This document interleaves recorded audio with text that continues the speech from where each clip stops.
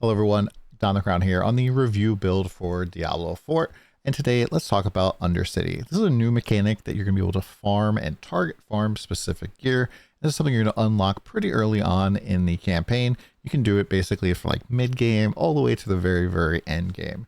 Now, to activate this, basically you're going to go up to the Spirit Brazier, and you can just activate it without putting anything into it. It's nothing special. But you can find eventually these tributes that make it so that you reward specific things. So you can see under the dungeon affixes, it says reward upgrades, summoning items. So as long as you complete this dungeon at attunement rank 1, which is basically like the reward scale, you're going to get random boss summoning materials. Now, you really won't start finding these at all until you actually manage to go through the entire like kind of long chain of quests for this particular dungeon. So you'll unlock the Undercity pretty early on, and then it will give you one of the bosses to go and clear. And then you have to do side quests for the other two bosses. And once you finish those, you'll receive, I believe, a little bit of tributes that you can pop in there. And then tributes appear to start dropping after that point. So it is pretty important that you go through and complete that quest chain on like each new character. It doesn't appear to go from character to character. And so this is pretty important to do. Now, when you do pop in a tribute here, you do get the option to bargain. You might notice as well that this changes the amount of starting time we have. So 100 seconds here, enhanced loot, no time bonus penalty, no potion drop penalty. This makes it so that now we're going to be getting summoning items. Instead of 100 seconds, we're getting 75. We're getting 25% less time added to the clock, and our potions are less likely to drop.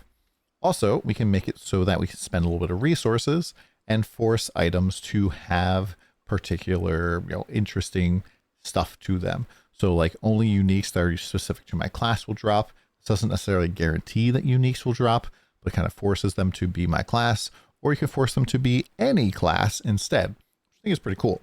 Especially down here where things like forcing offensive aspects or especially resource aspects are very powerful, because if a ring drops, it's way more likely to have an offensive aspect due to how many of them there are, but this will make it so that rings will always have resource aspects. So this is a good way to farm them. So I'm just going to put on here like skill ranks on my armor. We'll pop this open. Now this is on Torment 2. My character's not super duper geared. It's probably way more offensively geared right now than defensively geared. So we're pretty much going to blast right through this thing. However, there's been kind of some gearing issues with this particular build, where the cost of basically doing everything is hyper inflated.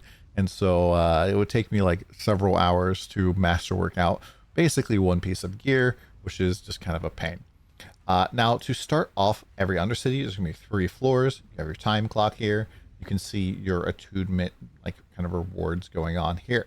Now, if I want to increase my rewards, I just need to ignite beacons or slay monsters. Increasing the time wants me to slay afflicted monsters. We need to reach the district boss before the time expires. And once you go into the boss room portal, the timer stops and you don't have to worry about time anymore. So even if you get to the boss with 1 second left, you still successfully made it to the boss. Now, in this first little area where we can't get attacked, and pretty much we're safe, we can kind of like look at the map to see what's going on. I always try to go and do all of the attunement things, maybe cleave my way through any of the time things. And that's pretty much my plan here. So I believe I can even attack enemies from inside here safely, so they can't really do anything. Heck, even my my minions going out, but the timer won't start until I step out. So yeah. So you just walk up to these different little things, and you will just activate them, and then go on a little murder streak here.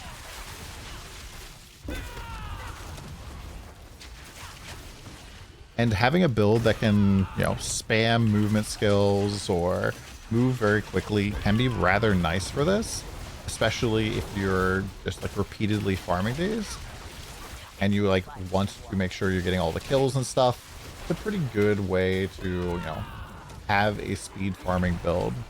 As you can see, my build, I can reset soar repeatedly. So it's a pretty good setup for this type of thing. Yes, I will have a build guide specifically for this. I'll put it up probably sometime before the launch of the game. So we made it through the first floor here. We added more time to the clock. And now we have the second floor here. Just similar stuff, has time enemies. It has the same braziers. But at the end here, I can see that there's a big event. And so this will typically add quite a bit of attunement here, as you will see. So let's just get right to it. Now, the one thing on top of this that I'm kind of keeping my eyes out for is a goblin. There is a specific goblin for this particular content that is a little bit different than the normal goblin, in that instead of dropping loot at the time, he'll drop quite a bit of it, a little bit of an attunement, but he makes it so that a special chest appears after you kill the boss. And that special chest can have tributes in it, which kind of makes it so that you want to make sure that you're kind of keeping an eye open for the goblin. I'm not sure 100% if Subo allows you to track goblins any easier or any harder. Ooh, I walked right into the fire there. But keeping an eye out for goblin. Now note, if I die, the timer keeps ticking. I don't lose any time for that. So I can, die as many times as I want, as long as I can continue to kill stuff, and it's completely fine. So, unless you're hardcore, of course. If you're hardcore, then you're dead. And it's back to character creation for you. So this is the big event that I was talking about, the Grand Beacon. Typically, it's just a, kill a whole bunch of enemies, and, you'll get a whole bunch of attunement here. You can see I'm just barely before the second attunement notch here. A whole bunch of attunement comes out. Now that was basically a full attunement notch there. Now I think if you do most of the events, you're almost guaranteed to make it to the 4, the full value. However, I do try to go out of my way a little bit to kill a little bit of extra enemies just to be safe, especially if they're these big boy elites. I just evaporated. They can typically give you a little bit more attunement. But generally, just killing enemies in general is a okay way to get a little bit extra attunement. But most of the attunement is going to come from doing these little braziers or beacons, I guess, is where most of that comes from.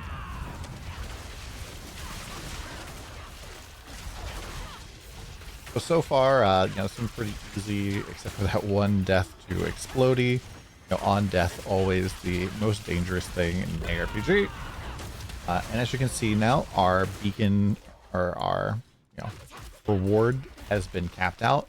So as long as I make it to the boss now and kill the boss, we will manage to be good to go. So the timer is going to continue to tick down here, and it will just continue to go. However, as soon as I go through the portal here, the timer will disappear altogether. So it doesn't matter anymore how many deaths I take, anything else, and I can just continuously go and do this boss over and over again. If I have a scroll of forging here, I can drop that down. I got this from the Dark Citadel. Allows me to repair my gear, so we're all good to go there. And yeah, your allies can use that as well. And this is the Lacuni boss. There are 3 different bosses. There's a ghost boss, there's the Lacuni boss, and there's a snake boss here. And his mechanics are... Ooh, I don't one-shot you. Are basically he summons out a lot of these little bombs and stuff. And he has this storm that's all over the place.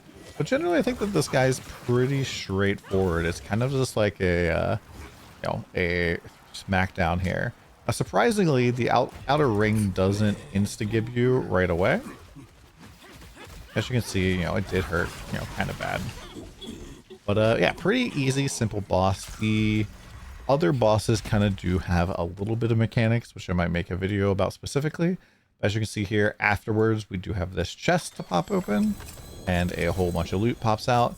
Got a whole bunch of boss summoning materials, so some shards of agony. Pretty nice to see. There's a whole bunch of different stuff, so it's not just blood or things like that. It can even be things like shards for summoning Duriel. We did also get a rune, the Mani rune, which I think is just a blue one, so it's not all that rare. and then 1 ancestral, which is not bad for tier 2. And overall, especially if you're really cooking on these, you can get through an entire run pretty quickly. And I think that these are going to be a fun way to target farm, especially as you get up in tiers and you're able to just clear these very quickly and easily. Forcing on things like skill ranks, for example, onto amulets seems like something that's going to be pretty popular to do, because typically a good amulet is going to have stuff like skill rank, or passive, and then something else on it. And so getting an amulet like that is going to take a real long time to do. Hopefully this video helped you out. Let me know what you guys think in the comments down below, and I'm very excited for you guys to check out all the stuff. Later.